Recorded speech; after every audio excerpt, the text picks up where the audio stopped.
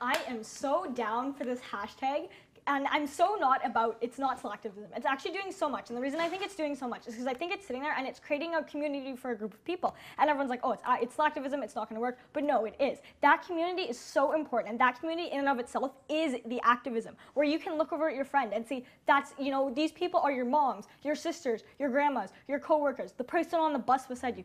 Everyone is around you.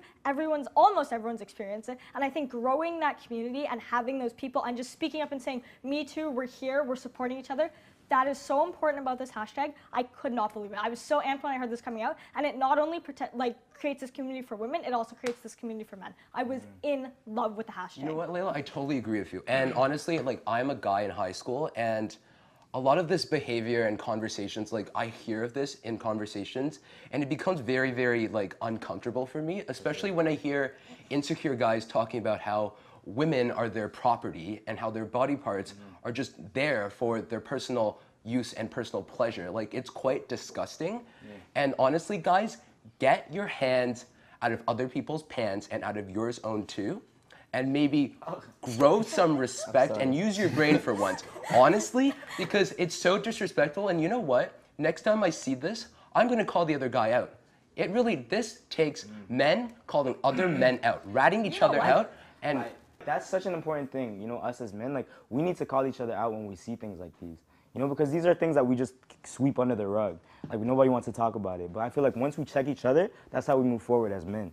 My issue is, okay, I see the benefit of creating these communities, and I support that.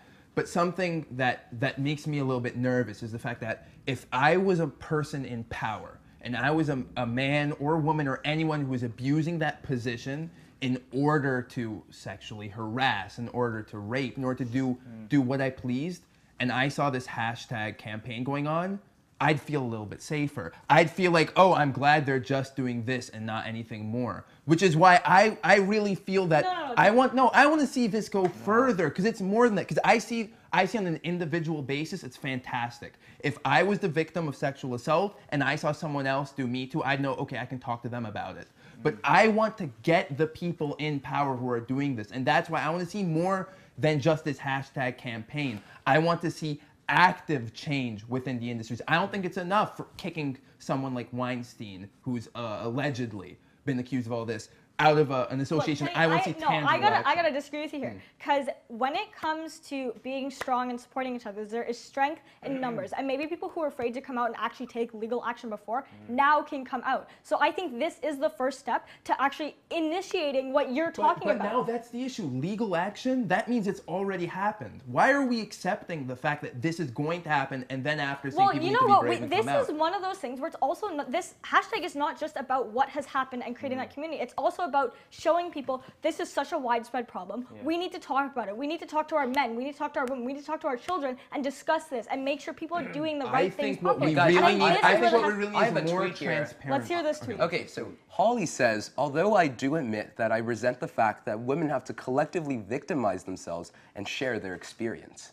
What do you guys think about this tweet? Could you read that again? I just gotta confirm what that guy said. Yeah, okay. Although I do admit that I resent the fact that women have to collectively victimize themselves and share their experience. That was a woman, sorry? Yeah, that was a woman. Okay. So you have to check that. You can get that on that. So my whole thing is I can see where this person's trying to come. What they're saying is it sucks that all these women have to come out and show that this has happened to them for people to take action. Whereas I think, number one, what we need more is transparency. Because when we look at the alleged Weinstein incidences, this wasn't some sort of secret. There were people who was reported to. I feel like maybe it's even the government's job. If an HR organization is handing out, you know, compensation packages left and right for an executive, maybe they have to start doing something a little bit more. Maybe it isn't right if you're just doing this. That's how I feel. That's my opinion. I feel like that whole tweet in itself, it hurts me to think that women think they're victimizing themselves. Yeah. Like these things should be something that, you know, you could talk about with other people, you know? It shouldn't be something that's like, oh, if I speak about it, maybe no one will believe me, or things like that. Like, it sucks that you have to feel like you're victimizing yourself.